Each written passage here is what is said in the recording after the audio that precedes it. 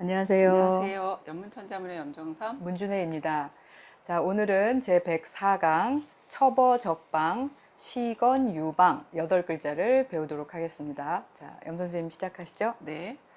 적방의 첩자는 첩자, 그 다음에 어자는 모실 어자, 그 다음에 적자는 길쌈할 적자. 길쌈을 하다는 건 이제 천을 짜다, 배를 짜다 이런 뜻입니다. 네. 그래서 길쌈할 적자, 방자는 역시 마찬가지로 길쌈할 방자입니다. 네. 이 네 글자만 네. 먼저 해석해 볼까요?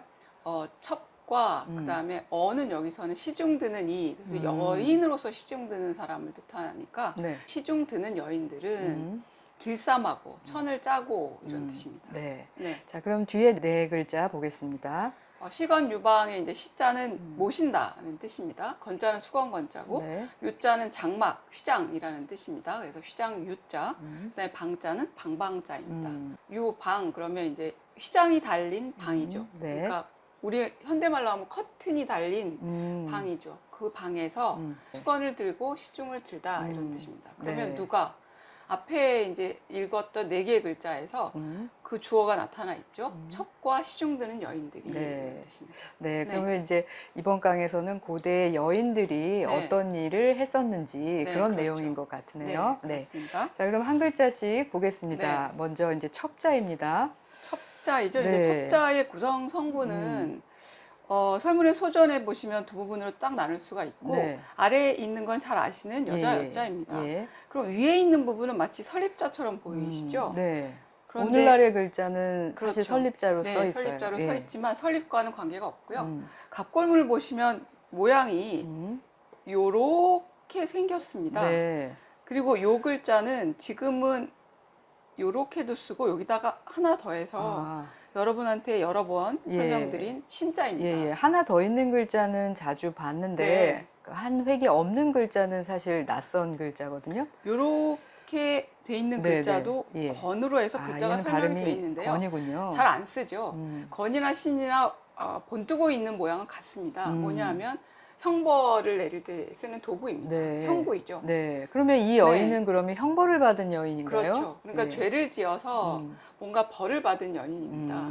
그래서 이제 첩이라고 하는 글자는 죄를 지어서 벌을 받은 여인으로서 남의 네. 이제 노예 생활을 하는 여자를 뜻하는 글자이죠. 네. 네. 보통은 이제 첩첩이라고 해서 네. 처는 어떤 정식의 부인이라면 네. 첩은 정식의 허가를 받지 않은 네. 법적 권리가 없는 부인에 해당하는 그런 단어로 쓰잖아요. 네. 고대에도 마찬가지인가요? 첫 자는 여러분이 잘 아시다시피 이렇게 쓰고 이렇게 쓰죠. 예, 예. 안에 이제 여자 여자가 있고 위에 있는 성분이 있는데 이 위에 있는 성분은 첩자를 구성하는 성분과 그렇게 크게 다르지 않다고 아, 보고 그래요? 있습니다. 네.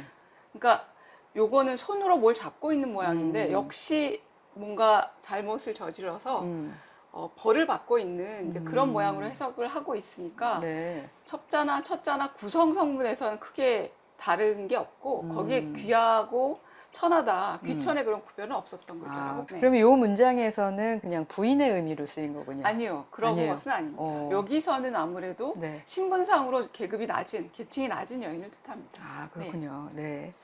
자, 그러면 그 다음 글자 보겠습니다. 모실 어자라고 설명을 드렸는데 네. 원래는 말을 몰다라고 하는 뜻으로 설명이 돼 있어요. 설문의 소전에서는 그런 성분을 찾기가 좀 어렵죠. 예. 갑골문 한번 보시겠습니다. 네. 갑골문을 보면 사람이 꿇어앉아 있습니다. 예, 예. 그죠? 사람이 꿇어앉아 있는 모양 보통은 현대 와서 이렇게 네. 변하고 있고요. 네. 요 앞에 뭘 가지고 있습니다. 옛날 글자를 보면 이렇게 생겼어요. 근문에는 이런 모양으로 돼 있죠. 그러니까 실로 네. 꼬여져 있는 그런 모양이 그려져 있는데 이게 아마 말채찍일 거다. 이렇게 설명하고 있습니다. 꿇어앉아서 말채찍을 잡고 있죠. 그러니까 수레에 타서 말을 몰고 있는 사람입니다. 네. 근문에 오면 말을 몰아서 어디를 가야 되니까 이렇게 쓰는 거리와 발이 합쳐진 천천히 걸을 착이라고 하는 그런 성분이 더해졌습니다. 이게 설문 소전에서 옆에 거리 이렇게 있고 그 다음에 뭘 잡고 있는 모양이 이렇게 번영이 되고 그 다음에 밑에 발 모양이 이렇게 되고 사람 모양이 이렇게 되면 설문 소전의 모양이 이렇게 그렇군요. 된 거죠. 모양은 많은 차이가 있는데 네. 근문의 구조를 그대로 가져왔네요. 그래서 예서 해서로 네. 이렇게 오게 된 겁니다. 네. 그런데 제 네. 생각에는 이제 말을 몬다 그러면 예전에 이제 말맞자가 있었으니까 네. 그것과 관련돼서 글자를 만들었으면 훨씬 쉽게 이해됐을 것 같은데요. 네, 좋은 말씀입니다. 그래서 설문의 혹체로 혹은 고문으로 이런 자형이 실려 있습니다. 진짜 이 자형은 말을 어떻게 한다는 의미가 네. 딱 말이 드러나는데요. 있고 옆에 이제 손이 있으니까 네. 말을 손으로 제어한다 이런 뜻을 쓰고 있죠. 지금도 음. 제어하다 할 때 혹은 이 글자를 쓸 수 있습니다. 네. 그죠? 그런데 뭔가를 모시거나 네. 그럴 때에는 이 글자를 안 쓰고 여러분이 현재 보고 계신 이 글자로 주로 많이 사용하죠. 그러면 이 두 글자가 원래는 같은 네, 글자였군요. 같은 글자였는데 네. 이제 둘로 나뉘어져 있는데 음. 이 어자는 말을 몰면서 모신다는 건 윗분, 그러니까 음. 왕이나 제후, 자기보다 계층이 높은 사람을 모시는 그렇죠. 의지죠. 말을 타고 다닐 수 있는 사람이어야 네. 되니까요. 그래서 그러니까 요 글자에 모시다 이런 뜻이 됐고요. 네. 전반적으로 말을 모는 사람은 남자여야 될 텐데 남자 신분으로서 모시는 게 아니라 여자의 신분으로서도 윗사람을 모실 때 어자를 쓰게 되었습니다. 그렇군요. 네. 네. 네. 그 다음 글자 보겠습니다. 그 다음 글자는 이제 적자인데 아까 네, 네. 길삼 적자라고 하셨어요. 네. 어떤 천을 짜다 그러면 원재료가 있어야 되겠죠. 네. 원재료는 보통 실로 그렇죠. 만들어지니까 네. 실사가 네. 음성분으로 들어가 있습니다. 네. 옆에 있는 여러분이 현재 보시는 책할 책자죠. 예. 이거는 책적 그래서 발음 성분으로 들어가 있습니다. 네. 요 글자에서 보통은 이제 실로 짜서 큰 천을 만들다. 그래서 배를 짜다 이런 뜻인데 실에서부터 시작해서 점차 천을 짜서 옷감을 만드는 과정은 뭔가가 완성되는 거죠. 여기로부터 쌓다, 뭔가를 세우다 이런 뜻이 돼서 공적 네. 혹은 성적 할 때도 이 글자를 씁니다. 네. 네. 그것도 일단 어떤 과정을 거쳐서 결과가 네. 나온 거니까요. 쌓아서 뭘 엮어서 만들어내는 것이니까 그래서 그런 의미도 담겨 있다는 걸 기억해 주세요. 예. 자, 그 다음 글자는 이제 방자. 이것도 역시 이제 길쌈하다 할 때 반이라고 하셨고요. 예. 요 방자도 마찬가지입니다. 시를 이제 주성부로 하다 보니까 실사가 의미로 들어가 있죠. 네. 나머지 부분은 발음입니다. 네. 발음이니까 이건 뭐 쉽게 형성자다 이렇게 해석할 수 있겠죠. 그런데 설문에 보면 요 방자를 길쌈을 하다 이런 뜻보다는 얼기설기 크게 짜놓은 그런 망사로 설명하고 있어요. 망사천이요? 네, 오. 그걸로 설명하고 있습니다. 예.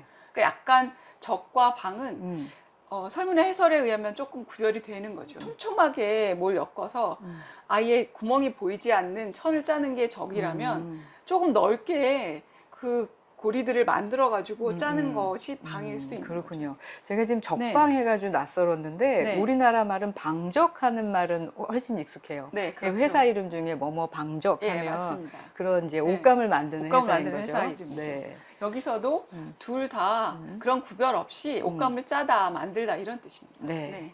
네, 좋습니다. 그래서 첩어, 적방까지 보셨고요. 네. 예, 그 다음에 네 글자 볼까요? 네. 네. 모실 시자인데 아까 모실 어자가 있었고 이것도 네. 이제 모시다라는 의미네요. 마찬가지의 뜻을 문막에서는 가지고 있죠. 글자를 설명을 드리면 모시는 주체는 사람이어야 되니까 사람 인자가 들어가 있습니다. 네. 그죠? 이게 이제 사람인이 됐고 옆에 부분 절사자가 들어가 있으니까 사시 그래서 발음으로 발음이겠네요. 네. 들어가 있는 걸 아실 수 네, 있죠. 네. 쉽게 설명하면 형성자인데 이 부분은 여러분이 절사로 사 발음을 주시는데 요거로 들어간 글자 중에 시로 발음된 글자가 많습니다. 네, 시 할 때 네. 산문하고 반대되는 예. 시라고 할 때는 시로 시, 있죠. 시자 이거는 예, 예. 시로 있고 맞아요. 결코 사로 있지 않습니다. 예.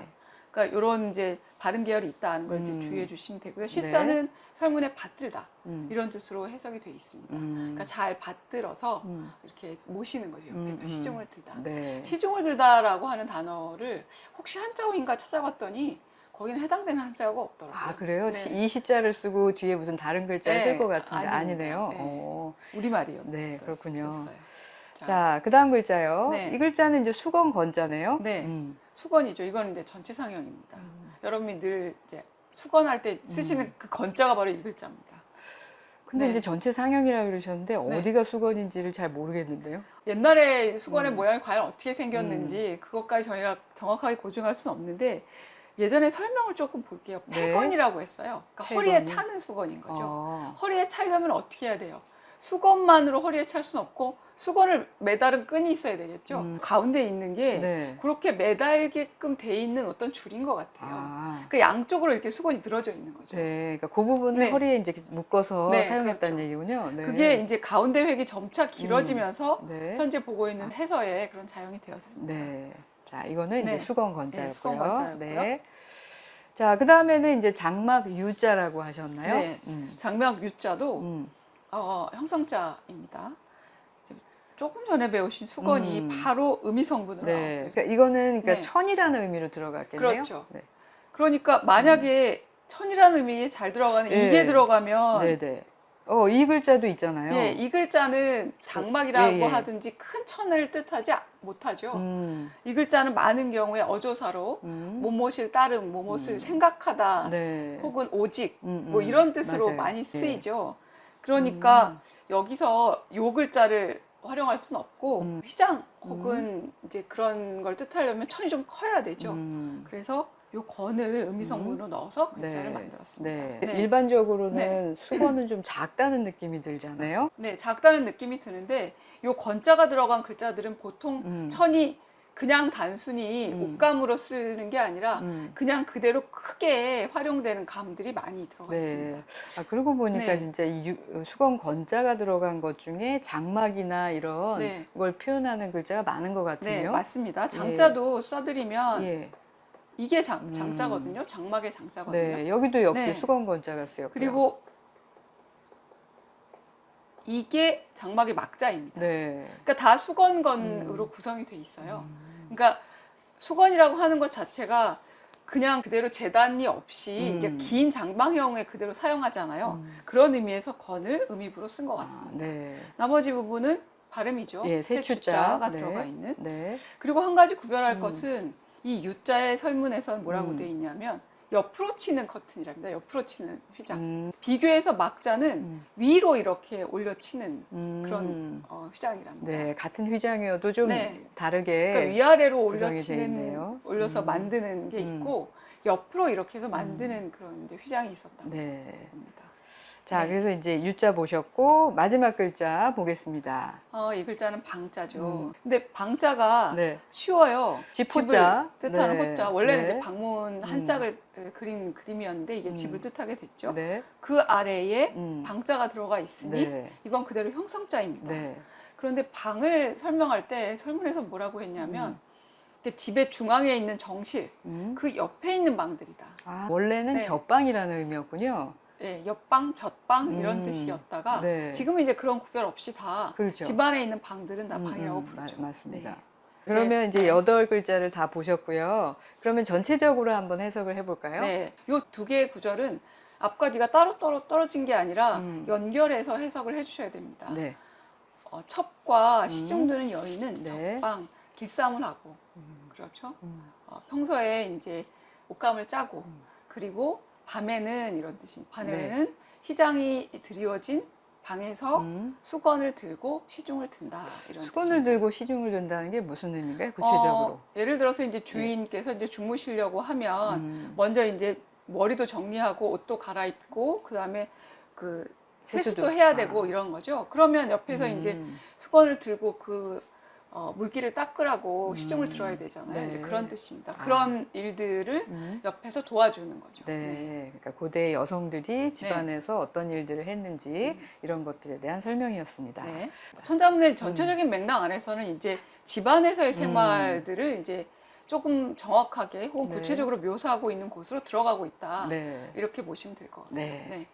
네, 좋습니다. 104강의 내용은 여기까지 하고요. 네. 다음 시간에는 105강으로 환선, 원결, 은촉, 위황 이 8글자를 배우도록 하겠습니다. 자, 그러면 오늘 여기까지 하겠습니다. 감사합니다. 까지 병을 향